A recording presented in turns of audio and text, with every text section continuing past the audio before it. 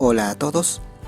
Este lunes 5 de agosto a las 6 de la tarde se va a llevar a cabo el partido entre Cusco Fútbol Club y Sport Boys, correspondiente a la quinta fecha del torneo clausura de la Liga 1 de Apuesto 2024.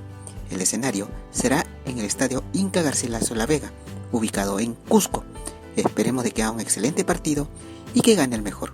Mucha suerte para ambos equipos. Muchas gracias.